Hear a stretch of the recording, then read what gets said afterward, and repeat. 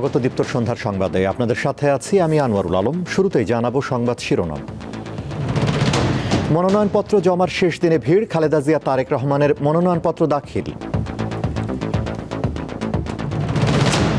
Norway, Sweden ও ফিনল্যান্ডে তুষারঝড় জোহান্নেসের তাণ্ডব, সুইডেনে ৩ জনের মৃত্যু।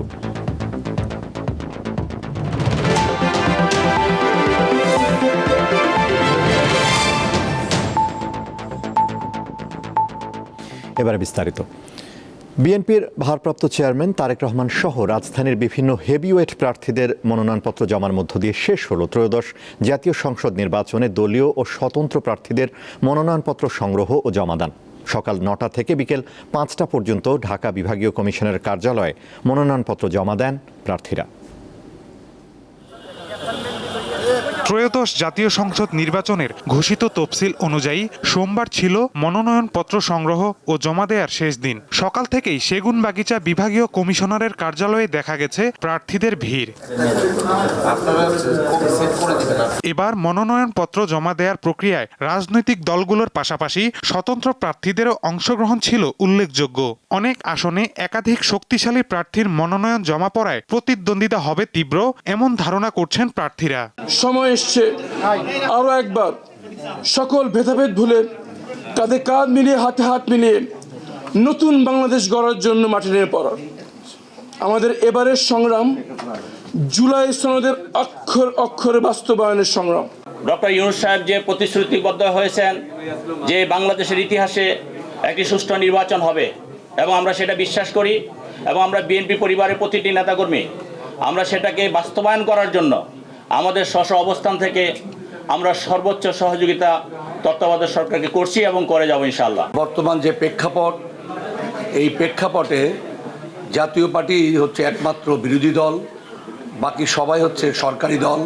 আমি জানি না আমাদের পার্টির চেয়ারম্যান আশঙ্কা যে নির্বাচন কতটা নিরপেক্ষ হবে এবং নির্বাচনের আগে প্রার্থীদের নিরাপত্তা কতটা থাকবে সেই ব্যাপারে আমরা সন্দিহান। বিভাগীয় কমিশনারের কার্যালয়ে ঢাকা ১৭ আসনের জন্য বিএনপির ভারপ্রাপ্ত চেয়ারম্যান তারেক রহমানের মনোনয়ন ফর্ম জমা দিয়েছেন বিএনপি চেয়ারপারসনের উপদেষ্টা আব্দুস সালাম। আমরা বিশ্বাস করি যে এই নির্বাচনী এলাকা থেকে বিপুল ভোটে, জনগণের ভোটে তিনি দল মত নির্বিশেষে সকলের ভোটে তিনি নির্বাচিত হয়ে আগামী দিনে বাংলাদেশের প্রধানমন্ত্রী, সরকার প্রধান হিসাবে, প্রধানমন্ত্রী হিসাবে দায়িত্ব পালন করে দেশের আজকে যে ক্রাইসিস, দেশ যে একটা সংকটের মধ্যে পড়ে আছে, এই সংকট থেকে উত্তরণ ঘটানোতে উনি সচেষ্ট হবেন। রিটার্নিং কর্মকর্তা জানান, আচরণবিধি মেনেই মনোনয়নপত্র জমা দিয়েছেন প্রার্থীরা।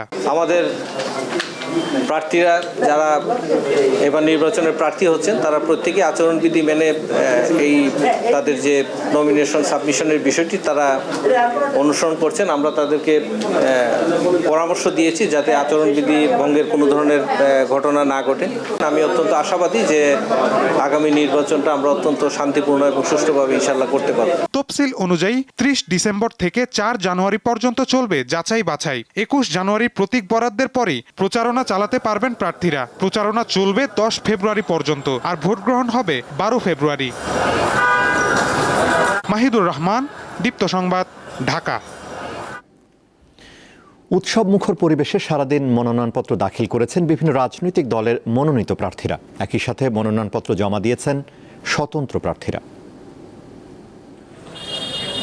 ঠাকুরগাঁও ১ আসন থেকে নির্বাচনে লড়তে রিটার্নিং কর্মকর্তা জেলা প্রশাসক ইসরাত জাহানের কাছে মনোনয়নপত্র জমা দিয়েছেন বিএনপি মহাসচিব মির্জা ফখরুল ইসলাম আলমগীর। মনোনয়নপত্র জমা দিয়ে দল থেকে তাকে মনোনয়ন দেয় বেগম খালেদা জিয়া ও তারেক রহমানের প্রতি কৃতজ্ঞতা প্রকাশ করেন। দুপুরে রিটার্নিং কর্মকর্তার কাছে মনোনয়নপত্র দাখিল করেছেন ঠাকুরগাঁও ১ আসনের বাংলাদেশ জামায়াত ইসলামের মনোনীত প্রার্থী মোহাম্মদ দেলোয়ার হোসেন। এ সময় নির্বাচনের পূর্বে লেভেল প্লেইং ফিল্ড ও সুষ্ঠু পরিবেশ নিশ্চিত করার দাবি জানান তিনি। ত্রয়োদশ জাতীয় সংসদ নির্বাচনে ফেনী ১ আসনে বিএনপি চেয়ারপারসন বেগম খালেদা জিয়ার পক্ষে মনোনয়নপত্র জমা দেওয়া হয়েছে। দুপুরে জেলা প্রশাসক ও রিটার্নিং কর্মকর্তা মনিরা হকের কাছে মনোনয়নপত্র জমা দেন বিএনপির দলীয় নেতাকর্মীরা। নেতৃত্বে কিন্তু খুলনায় উৎসবমুখর পরিবেশে মনোনয়নপত্র জমা দেন প্রার্থীরা।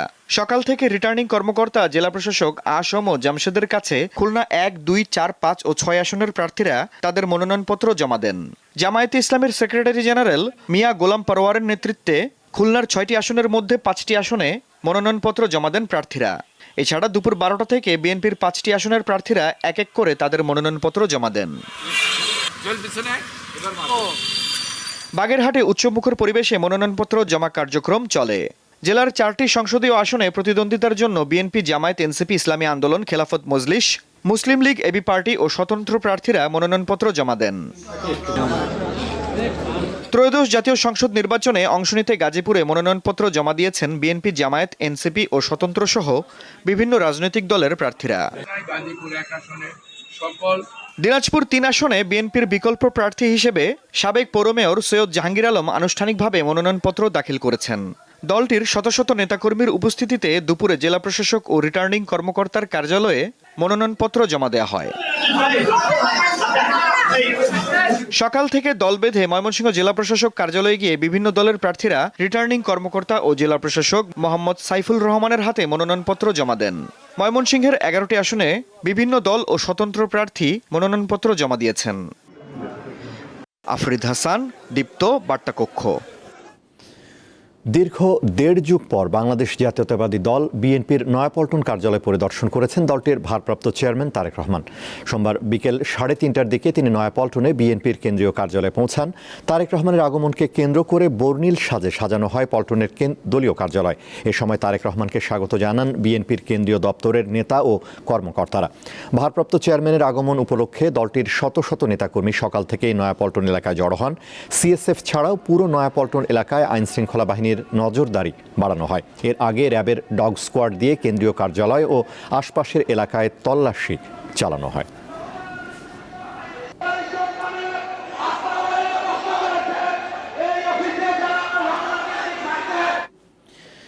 দেশে অপরাধ করে কেউ যাতে সীমান্ত পাড়ি দিতে না পারে সেদিকে কঠোর নজরদারি করতে বিজিবিকে তাগিদ দিয়েছেন স্বরাষ্ট্র উপদেষ্টা জাহাঙ্গীর আলম চৌধুরী। সোমবার পিলখানায় এক অনুষ্ঠানে তিনি এই তাগিদ দেন। আগামী জাতীয় সংসদ নির্বাচন অবাধ, সুষ্ঠু ও উৎসবমুখর করতে বিজিবিকে প্রস্তুতির নির্দেশ দেন স্বরাষ্ট্র উপদেষ্টা। বিজিবি দিবস উপলক্ষে সোমবার রাজধানীর পিলখানায় কৃতিত্বপূর্ণ কাজের স্বীকৃতির পদক প্রদান এবং বাহিনীর খেতাবপ্রাপ্ত বীর মুক্তিযোদ্ধা ও তাদের পরিবারের সদস্যদের সংবর্ধনা আয়োজন করা হয়। এতে প্রধান অতিথি হিসেবে যোগ দেন স্বরাষ্ট্র উপদেষ্টা। অনুষ্ঠানে শুভেচ্ছা বক্তব্য রাখেন বিজিবির মহাপরিচালক। তিনি তার বাহিনীর কৃতিত্বপূর্ণ কাজের বিভিন্ন দিক তুলে ধরেন।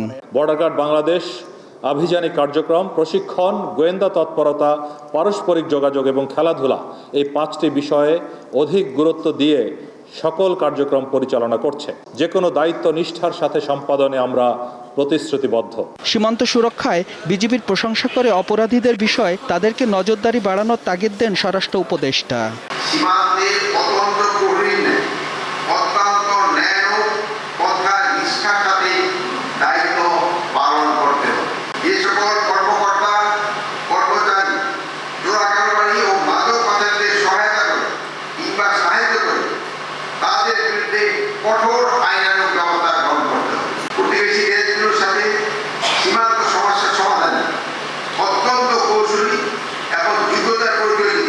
এবছর 12 জনকে চোরাচালান ও মাদক নিয়ন্ত্রণে ভূমিকার জন্য বর্ডার গার্ড বাংলাদেশ পদক ও 24 জনকে রাষ্ট্রপতি বর্ডার গার্ড পদক সহ মোট 72 জনকে পদক দেওয়া হয়। পরে স্বরাষ্ট্র উপদেষ্টা বীর মুক্তিযোদ্ধা ও তাদের পরিবারের সদস্যদের সংবর্ধনা অনুষ্ঠানে যোগ দেন। তিনি বিজিবি দিবসের আয়োজন ঘুরে দেখেন এবং সবার সঙ্গে শুভেচ্ছা বিনিময় করেন। পরে সাংবাদিকদের সঙ্গে জাতীয় নির্বাচন ও অপরাধ নিয়ন্ত্রণ বিষয়ে কথা বলেন। জাতীয় নির্বাচনের জন্য সব ধরনের প্রস্তুতি স্বরাষ্ট্র মন্ত্রণালয় নিচ্ছে। প্রায় 35,000 সদস্য এই ইলেকশনের সময় নিয়োজিত থাকবে। আপনাদের সবার সহযোগিতায় যদি থাকে নির্বাচন সুষ্ঠু, শান্তিপূর্ণ এবং উৎসব মুখর হবে এবং সবার কাছে এটা গ্রহণযোগ্য হবে। অবৈধ অস্ত্রের বিরুদ্ধে আইন শৃঙ্খলা রক্ষাকারী বাহিনীর অভিযান অব্যাহত থাকবে বলে জানান স্বরাষ্ট্র উপদেষ্টা। একদিন 5টা বিদেশি পিস্তলও কিন্তু ধরা হয়েছে। মানে কোনো রকমের কোথাও ছাড় দেওয়া হচ্ছে না। সোহাগ আহমেদ, দীপ্ত সংবাদ, ঢাকা। বর্তমান অন্তর্বর্তীকালীন সরকারের সাবেক উপদেষ্টা ও জুলাই আন্দোলনের অন্যতম সমন্বয়ক আসিফ মাহমুদ সজীব ভূঁইয়া রাজনৈতিক দল জাতীয় নাগরিক কমিটি এনসিপিতে আনুষ্ঠানিকভাবে যোগ দিয়েছেন। সোমবার সন্ধ্যায় এক সংবাদ সম্মেলনে এ তথ্য নিশ্চিত করেন দলটির আহ্বায়ক নাহিদ ইসলাম। এ সময় তিনি দেশের বর্তমান রাজনৈতিক পরিস্থিতি, সংস্কার কার্যক্রম এবং ভবিষ্যতে তার দলের কর্মপরিকল্পনা নিয়ে গণমাধ্যমের সঙ্গে কথা বলেন। আসিফ মাহমুদ এনসিপির মুখপাত্রের দায়িত্ব পালন করবেন। এদিকে আসিফ মাহমুদ গতকাল পর্যন্ত সিদ্ধান্তহীন ছিলেন। এরই মধ্যে তিনি ঢাকা 10 আসনে মনোনয়ন ফর্ম নিয়েছেন। আজ বিকেল 5টায় ছিল মনোনয়নপত্র জমা দেওয়ার শেষ সময়। সারা দেশে বাড়ছে শীতের প্রকোপ, প্রতিদিন তাপমাত্রার পারদ কমছে। সোমবার দেশের সর্বনিম্ন তাপমাত্রা 10 ডিগ্রি সেলসিয়াস রেকর্ড করা হয় কিশোরগঞ্জে। কুড়িগ্রামে সর্বনিম্ন তাপমাত্রা 13.4 ডিগ্রি সেলসিয়াস রেকর্ড করে রাজারহাট আবহাওয়া পর্যবেক্ষণ কেন্দ্র। আজ দিন ও রাতের তাপমাত্রা অপরিবর্তিত থাকতে পারে বলে জানিয়েছে আবহাওয়া অধিদপ্তর। শীতের সাথে পাল্লা দিয়ে বাড়ছে জ্বর, সর্দি, কাশি, আমাশয়, শ্বাসকষ্ট, ডায়রিয়া ও নিউমোনিয়া সহ শীতজনিত রোগ। ঠাকুরগাঁওয়ে সর্বনিম্ন তাপমাত্রা রেকর্ড করা হয়েছে মাত্র 10.4 ডিগ্রি। ঘন কুয়াশায় ব্যাহত হচ্ছে সড়ক ও নৌযান চলাচল।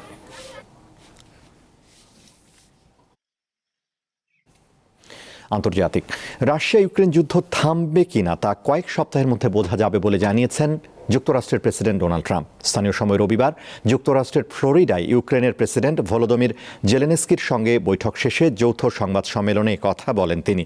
যুদ্ধ বন্ধে একটি শান্তি চুক্তির জন্য ওয়াশিংটনে ইউরোপীয় নেতাদের সঙ্গে বৈঠকের ইঙ্গিত দিয়েছেন ট্রাম্প। তিনি বলেন, যুদ্ধ বন্ধে একটি সমঝোতার খুব কাছাকাছি রয়েছে ইউক্রেন ও যুক্তরাষ্ট্র। প্রস্তাবিত শান্তি চুক্তির বিষয়ে ইউক্রেনের পার্লামেন্টে ভাষণ দেওয়ার প্রস্তাব দিয়েছেন ডোনাল্ড ট্রাম্প।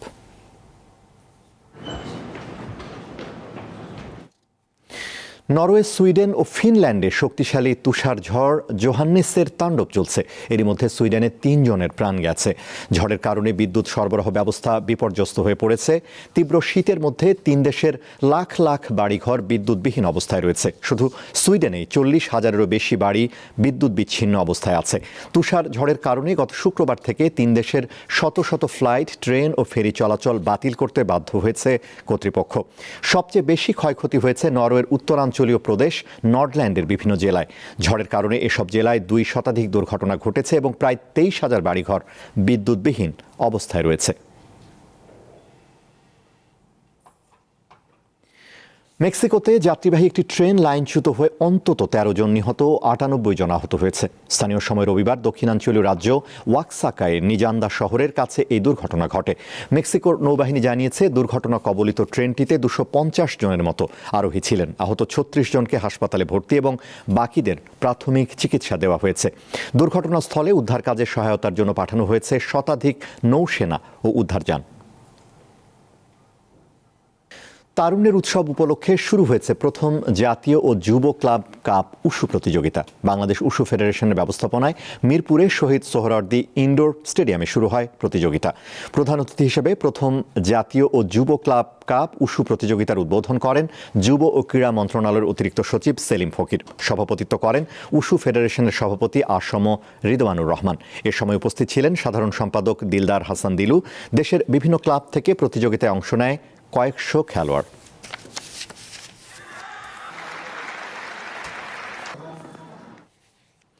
শেষ করব দীপ্তর সন্ধ্যার সংবাদ, তার আগে সংবাদ শিরোনামগুলো জানাবো আরও একবার। মনোনয়নপত্র জমার শেষ দিনে ভিড়, খালেদা জিয়া, তারেক রহমানের মনোনয়নপত্র দাখিল। নরওয়ে, সুইডেন ও ফিনল্যান্ডে তুষার ঝড় জোহান্নেসের তাণ্ডব, সুইডেনে 3 জনের মৃত্যু। এই ছিল এখনকার মতো। আমাদের পরবর্তী দীপ্ত সংবাদ রাত 11টায় দেখার আমন্ত্রণ। এছাড়া আরও তথ্য বিনোদনের খবর পেতে যুক্ত থাকুন দীপ্তর ডিজিটাল প্ল্যাটফর্মগুলোতে। ধন্যবাদ।